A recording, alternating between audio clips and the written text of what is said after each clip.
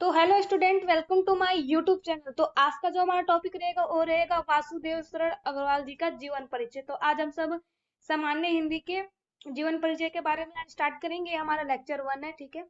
अब लेक्चर 2 में दूसरे हम पढ़ेंगे, दूसरे चैप मतलब दूसरे कवि और जो उनके कवित्री रहेंगे उनके जीवन परिचय पढ़ेंगे, ठीक है। तो चलिए आइए स्टार्ट करते हैं। पहले ऊपर ऊपर का देख लेते हैं वासुदेव शरण अग्रवाल जी का मतलब इंट्रो में क्या क्या है। तो पहला तो इनका है कि इनका जो जन्म है 7 अगस्त 1904 ईस्वी में हुआ था। और कहाँ पे हुआ था? मेरठ जिले के खेड़ा नामक ग्राम, उत्तर प्रदेश, भारत में हुई थी, ठीक है। और इनकी जो मौत हुई है कब हुई थी? 27 जुलाई 1967। मतलब ऐसे याद रखना कि इनका जुलाई 1904 से, ठीक है, कब हुई थी? 1967 तक, ठीक है। ये जीवन परिचय लिखते टाइम पे एग्जाम में इसके ऊपर लिख दीजिएगा, ठीक है। जहां पर आप सब वासुदेव सर अग्रवाल लिखेंगे, इसके बाद उसके नीचे जीवन परिचय का बिल्कुल ऐसा रहना चाहिए। और ये क्या थे? एक विद्वान लेखक, राष्ट्रीयता, भारतीय काल, आधुनिक काल, स्थान कहाँ पे? मेरठ में आंदोलन, ठीक है। तो चलिए इनके बारे में अच्छे से जीवन परिचय इनका पढ़ते हैं। चलिए स्टार्ट करते हैं जीवन परिचय उनका। एग्जाम में बिल्कुल ऐसे ही लिखना है। अगर आपका आएगा कि वासुदेव सर अग्रवाल जी का जीवन परिचय, ऐसे नहीं लिखते, ऐसे लिखते हैं जीवन परिचय लिखिए। फिर उसमें ऑप्शन दे दिया जाएगा वासुदेव शरण अग्रवाल, इसके बाद जो नेक्स्ट कवि होंगे, उसके बाद नेक्स्ट कवि होंगे। 3 कवि का देता है जिसमें आपको एक लिखना है। और आपको क्या करना है? पहला तो एक पेज में जीवन परिचय, दूसरे पेज में साहित्य सेवाएं और तीसरे पेज में उनकी जो रचना है वो लिखना है।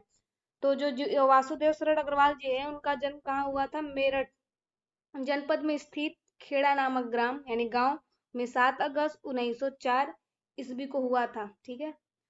कहाँ पे हुआ था? काशी हिंदू विश्वविद्यालय में 1929 में क्या किए थे? एमए,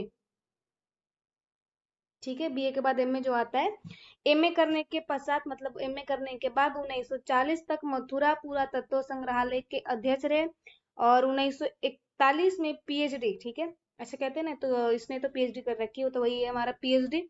तथा 1946 में डीएलएड की उपाधि प्राप्त की। और 1946 से 1951 तक सेंट्रल एशियन एंटिक्विटीज म्यूजियम के सुप्रिंटेंडेंट और भारतीय पुरातत्व, इसके बाद नेक्स्ट क्या हमारा, विभाग के अध्यक्ष रहे। और सन 1951 में काशी हिंदू विश्वविद्यालय के कॉलेज ऑफ इडोलॉजी यानी भारतीय महाविद्यालय में प्रोफेसर का पद सुशोभित किया। सन 1952 में लखनऊ विश्वविद्यालय के राधा कुमुद मुखर्जी व्याख्या निधि की ओर से व्याख्याता नियुक्त हुए।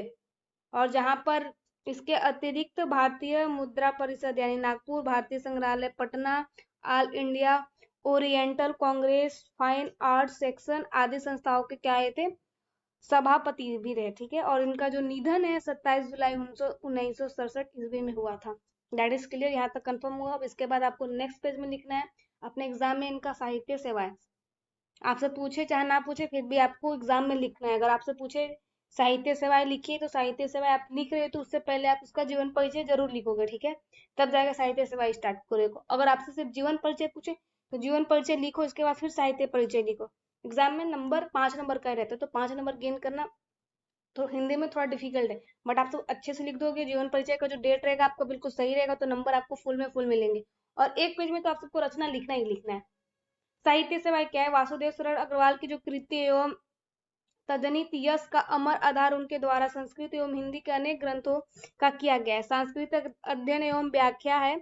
और संस्कृत के कालिदास एवं बाणभट्ट के ग्रंथों से लेकर पुराण एवं महाभारत तक तथा हिंदी में विद्यापति के काव्य से लेकर जायसी की अवधि भाषा में अमर महाकाव्य पद्मावत तक विशाल एवं बहुयामिनी ग्रंथ रत्न उनके अवगाहन में क्या रहे? विषय रहे, ठीक है।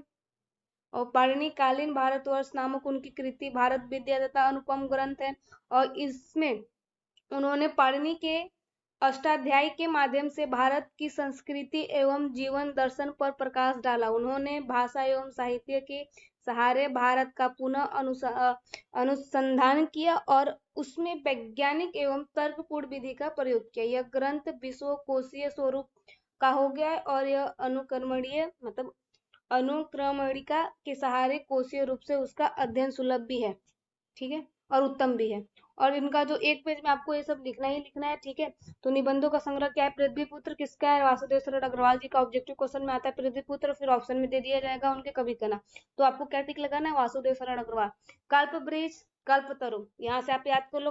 पृथ्वीपुत्र, कल्पवृक्ष, कल्पतरु किसका है? वासुदेव शरद अग्रवाल जी का। क्या है? निबंध संग्रह है। माताभूमि, भारत की एकता, वेद विद्या, कला और संस्कृति, बागधारा, पूर्ण ज्योति इत्यादि किसका है? वासुदेव शरद अग्रवाल जी का। इसके बाद ऐतिहासिक और पौराणिक निबंध, महापुरुष, श्री कृष्ण, महर्षि वाल्मीकि और मनु।